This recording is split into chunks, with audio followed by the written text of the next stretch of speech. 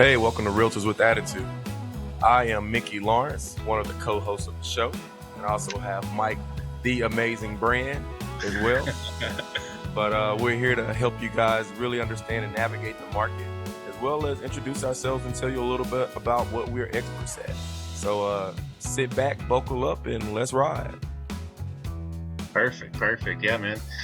Thanks for, I say thanks for doing it. It was kind of both of our idea, but happy to finally be doing it. We've been talking about it for a minute, so stoked to be here. Yeah, I know. I think one of the things that we'll really get out of this is like being able to really help people and potential, home buyers, home sellers, just really understand the market and navigate through it because there's a lot of fluff and things that are out there that basically, it kind of like deters people from home ownership or from selling. And in times like this market, there are some really creative things that can be done in your client's favor on both sides. So it's just really talking through it and helping people understand that. You know what I mean? Oh, totally, man. Like so many people, like, you listen to the media or you see it on Instagram or Facebook or whatever, and it's just like interest rates are out of control, bubble's gonna pop, blah blah blah blah blah, and it's just like those are pieces of content put together by people who don't work in this industry. So I think that's why it's important for us to, you know, help keep the misunderstandings to a minimum and really try to educate people, because there's power in education. Yeah, absolutely. So, hey, I'm not going to hold everybody's time, but I think we ought to just dive right in and just kind of introduce ourselves and let everybody know exactly, where we come from, our markets, and all that good stuff. So I'll give it over to you and kind of let you dive right in. Then Yeah, I'll go man. after that. Yeah, sounds good. I guess the origin story for how like we know each other is, I'm from Houston. I met you when I lived in Houston. Um, and I'm actually now living in Colorado, but I got into real estate 2 years ago now. And it's just been a grind ever since. It's been interesting. I started off with the Move Me to Texas team. So if you were to look that up on Instagram, you'd see, the big reach and the span that Katie has, and super grateful for that because it taught me a lot of good practices. A lot of people will get into real estate and think like, oh yeah, I'll just get it as a side gig and like I'll just get my license and then sell homes every once in a while. But like when you're doing it full time and you don't have good structure, it can be hard, and there's a lot of things you don't know, and you can definitely get into bad habits and things like that. So I'm grateful to have started on a successful team that gave me a lot of tools to learn and you know um, figure out ways that are going to work better for me, right? Like negotiation tactics and things like that, and like practicing different things and stuff like that. So yeah, it's been about 2 years for me, and then I recently just moved to northern Colorado. So um, made the decision for myself. It's just somewhere I've always wanted to be. H town till we drown. I'm always going to be from there, but it's a better life move for myself. So now I'm out here doing the solo thing. So Cool. and So, I could talk a little bit about your backstory, but I want you to yeah, you no, to tell us. I appreciate it. So for me, I'd say like the ground level of real estate for me was growing up. I grew up like with a family that did like construction work and remodeled homes, and so by the age of 6, I was like on like construction sites, picking up nails and doing like probably stuff that a 6-year-old shouldn't be doing, but I was doing it anyways. But picking up nails and like little debris and throwing it away when I was like 6 years old. So from there, I got to grow up and kind of like start to be able to cut the wood and then, measure stuff out and kind of going through the process. But I don't think I really realized like how much I like the whole process of construction and real estate. So after high school, I got the opportunity to go to Mississippi State University. I got a 4-year degree in construction management and land development. And, one of the things that one of my senior professors told me was, hey, you guys are a little over halfway in your hours for getting your real estate license. And I was like, hell no, I don't want to go sell no houses. Like I didn't get a 4-year degree to go get a real estate license. So, I was 22 years old, not listening. So let's fast forward to 15 years later, and I'm like, I think I want to get this real estate license. I have a passion for it. Within that whole 13, 15-year span, I had done a number of jobs, from bartending right out of college, working maintenance jobs and gigs, until I finally got a corporate career and did telecommunications for about 13 years. But outside of that, I'm about 1 year into my real estate career, a little over that. But I was also grateful to Katie Day as well as Ryan Steer. They basically brought me into the real brokerage, where I've been able to lean on them while I'm not on the team. Like Mike, he got all the super VIP privileges. I did get some VIP privileges, but I was super grateful to them. They've been a good shoulder to lean on when I have questions. They are very helpful to, excuse me, lend their resources as well. So, like, I feel like the support that I have, even as an independent agent, has been, has been a blessing. But ultimately, I think that what I do best, and where I'm like on my game with real estate, is really educating first time home buyers and helping them find the best deal that's on the market and why they should go after that deal. Really like determining from a property that might be like a fixer upper based on what you can afford, versus like going to this new build neighborhood where you're a first time home buyer and you really don't understand like all the money it takes to run a home, and really just like breaking that down for, a potential client or just anybody who's just interested. It doesn't have to be, I know we say a lot of times as realtors, a potential client, but it's really just like giving the information and like making sure someone knows how to make the decision and kind of go through the process. But I can talk for forever, so I'll just cut off there for just a bit. But that's pretty much my background and how I came to be Mickey Lawrence, the realtor.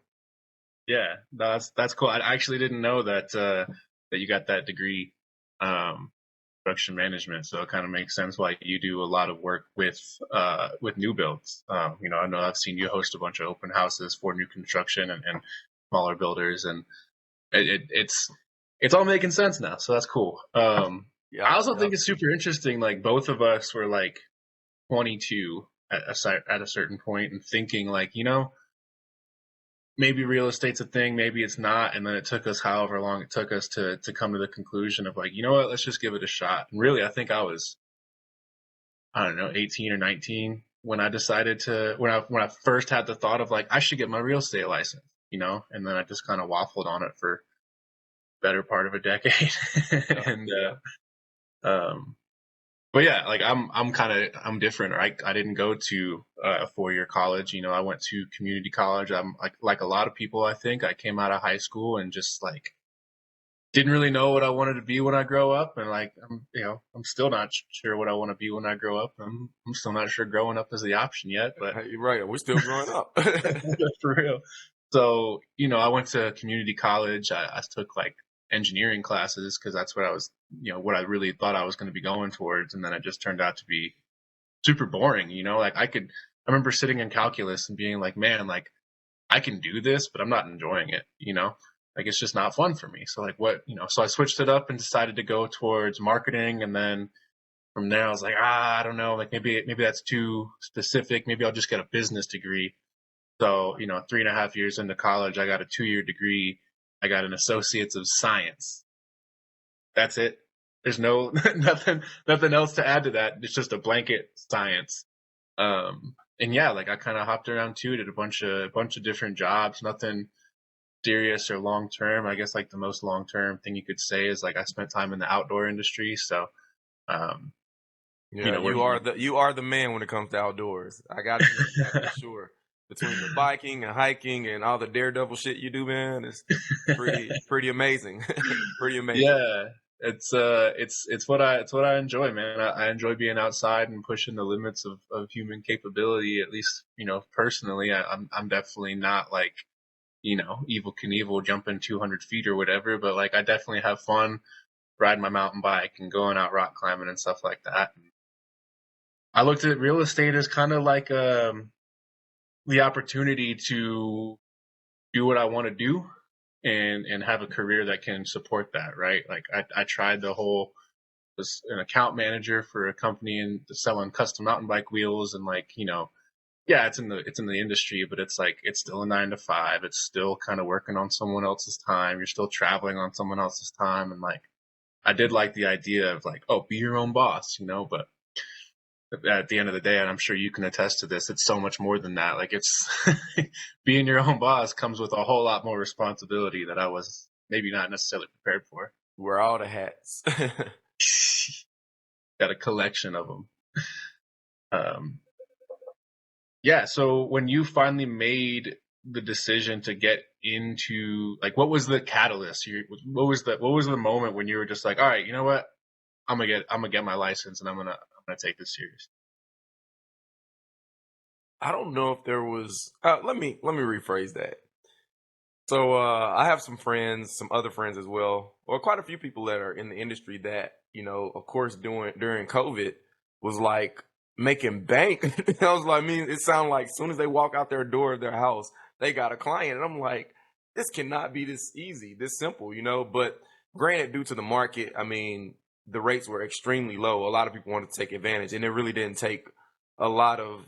I mean, it wasn't hard to find a client at that moment. So needless to say, I was like, you know what? Let me hurry up and get on this wave. I've been interested in it. It's not just a wave for me, but I'm like, oh, I've been interested in it for a really long time. I put it off for about 4 years now because I'll say I've probably been thinking about it for like before getting my license at least 4 years or 5 years. I had a family member who became an agent, and I kind of just watched her process, and she actually helped me get help purchase my own home.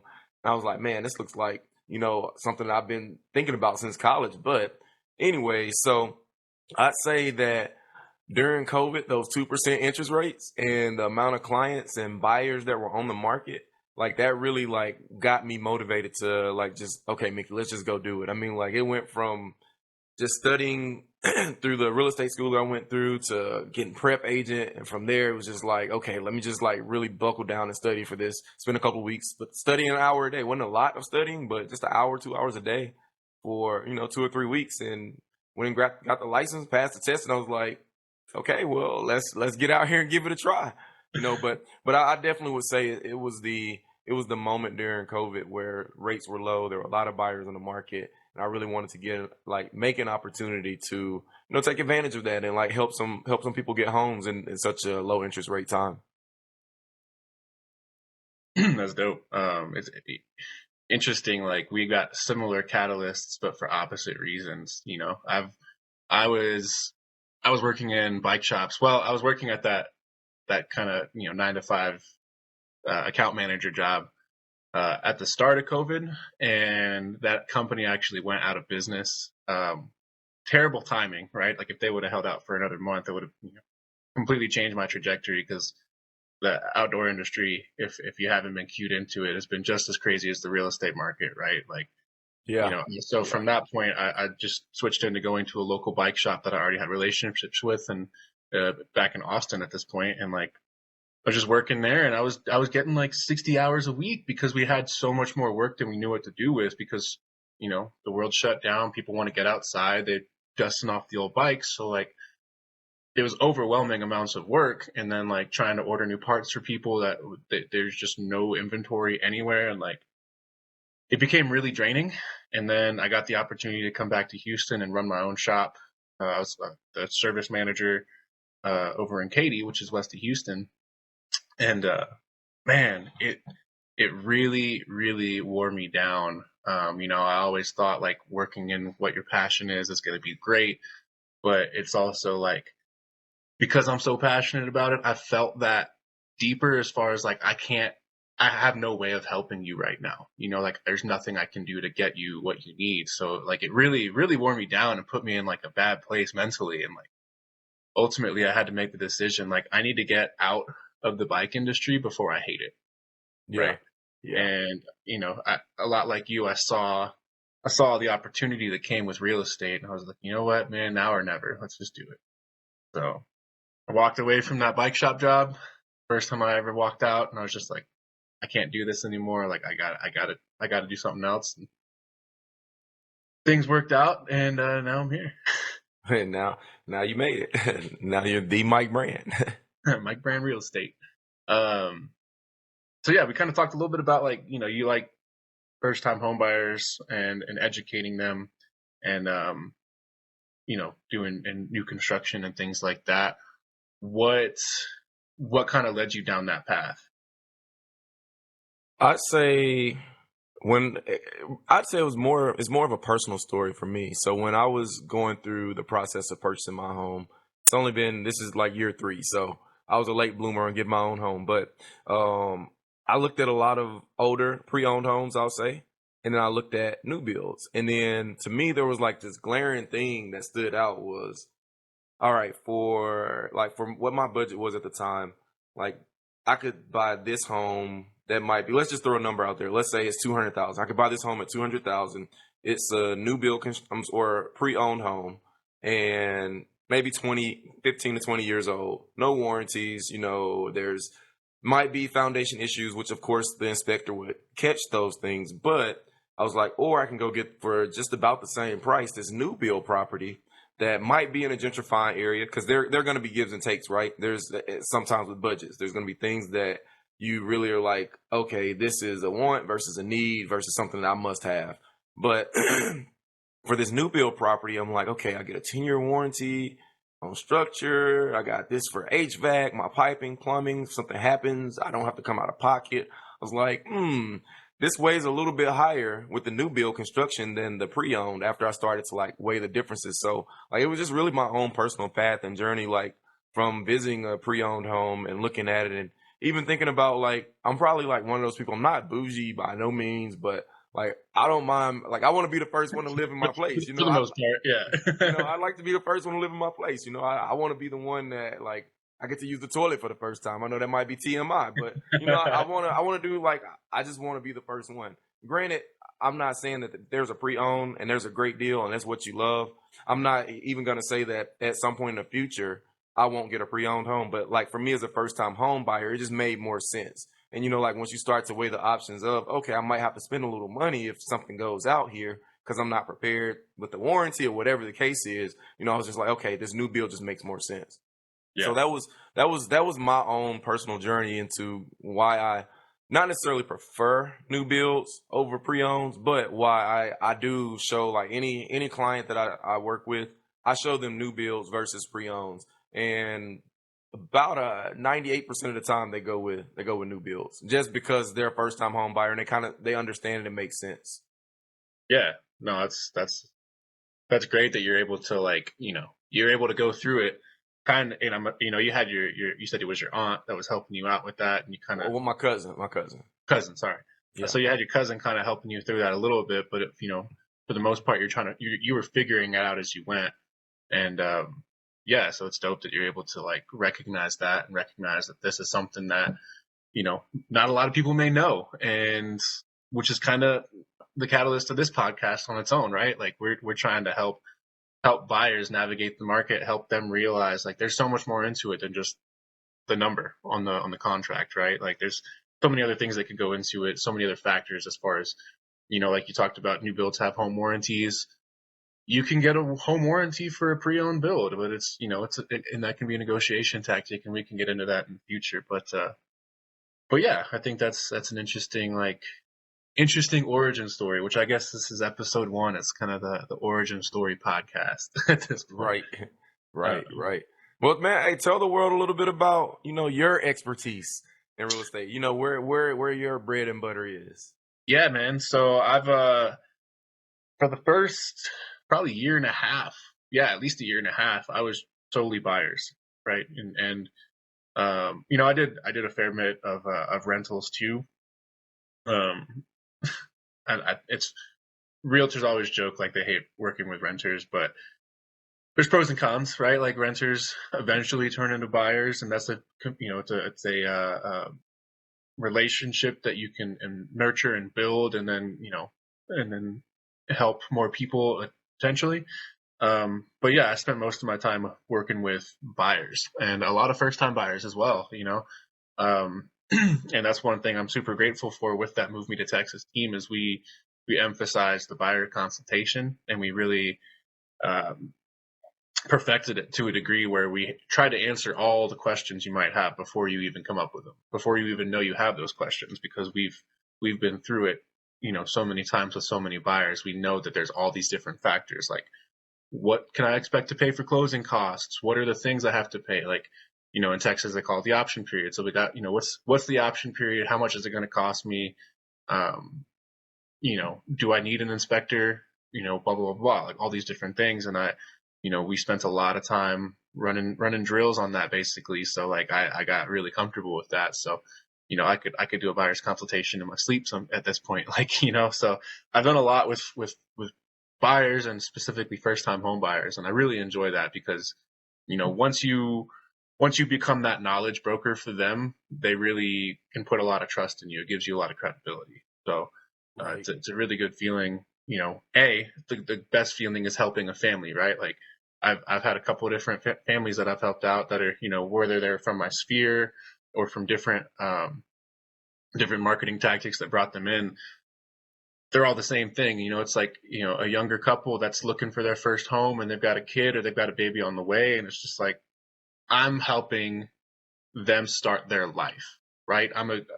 Like for a lot of families that's when they first buy their first home, like that's chapter one of their story, right? So like for me, I always love like being a part of that chapter and helping them get their, maybe not their dream home, but the home that they're going to make a ton of memories in, and Right. that's always the coolest thing for me. Um, and since then, I've definitely taken on a few listings, as far as like working on the seller side, which you don't get that same gratification, I think, personally. It's argued that listings are just easier to work with because once you secure the listing, you put it on the market, you do your marketing, and you kind of just let it happen. Um, which, like still, like I try to host open houses and reach out to whoever I can to host them for me if, whatever the situation may be. But the sense of gratification's not there as much. I mean, there there were some where it was just like, yeah, like you bought this house at a great time and now you're selling it at an even better time. And here's $100,000 of equity that you're walking away from the closing table with. Like that feels pretty cool, but like, I don't know. Right. I But think I prefer working with buyers just because it's the bigger picture. You're part of their story. yeah, yeah. And I'd imagine while I haven't worked with sellers thus far, I would imagine that with that buyer relationship is probably a little bit more personable than with that seller relationship. Totally. Totally. You spend a lot more time, like I had one couple, we probably looked for 3.5, 4 months maybe. Um, Writing tons of offers for them, but it was just the market was so competitive. The price point they were at was extremely competitive. The areas they were looking at were competitive. We finally got something, but it was like a month before we got under contract. They let me know, like, hey, we got a baby on the way. The clock's ticking. We need to get this going. Right. So like, and I'm still in touch with them today. I was going to give them a call later and like see how everything's going. Their baby's going to be a year old in December. So yeah, it's just Wow, time flies. it's yeah, and it's crazy because it's like I said, it's like you're a part of their story now. Yeah, yeah, and you'll never forget. They'll never forget that realtor, and that I think that's another part that I'm also motivated by is like just the service aspect of it because there's gonna be good apples and bad apples, but being a part of that story, as you say, you want them to remember you as man. He was a knight in shining armor, with helping us find this property. Yeah, yeah, definitely. So well, cool, man. I don't know what else there is to intro without getting too much into kind of what we've got coming up. Um, so Yeah, I I guess tell the people where they could find you for people that yeah, are yeah. listening and not watching. Yeah, absolutely, absolutely. So you can find me at Mickey Lawrence the Realtor on Instagram. That's MickeyLawrence the Realtor TheRealtor. Man, that seems kind of long as I spell it all out. Like man, We'll have wow. links. We'll have links Yeah, posted. yeah, yeah. We'll have links. We'll have links. Um, and you can also find me at where else am I located? YouTube, Mickey Lawrence the Realtor. Uh, if you want to send me an email, it's Mickey Lawrence the Realtor at gmail.com. Phone number is 281-770-1048. You feel free to text, call, have questions about real estate. I'm always available. Unless you're like in California and it's like, 9 o'clock there and it's like 11 p.m. here. You know what I mean? A little bit of a time difference, but I'm Yeah. pretty responsive. I get back, but feel free to shoot me a DM. I'm always putting information out on the market and what I know best. So yeah, that's really the easiest and best way to contact me.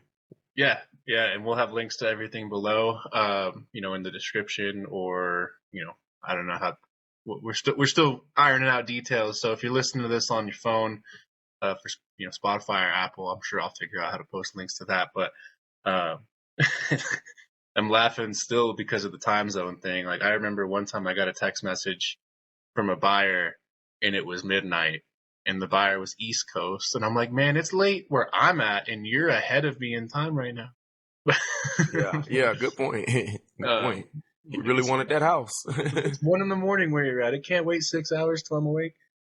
Um, but yeah, a lot of the same stuff for me. You can find me at Mike Brand Real Estate. I try to keep it super simple. MIKE, brand like brand new, real estate. Um, I've got my website.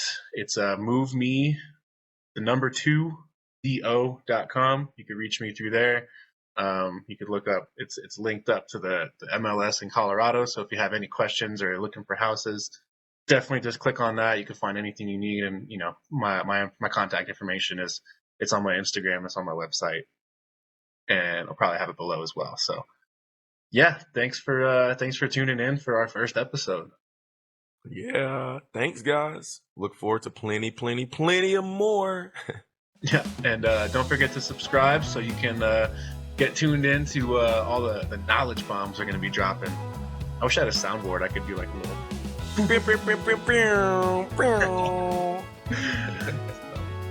Cool. Well, sweet, man. I'll see you on the next one. Cool beans. If you like this sort of content, please let us know in the comments, and don't forget to like and subscribe.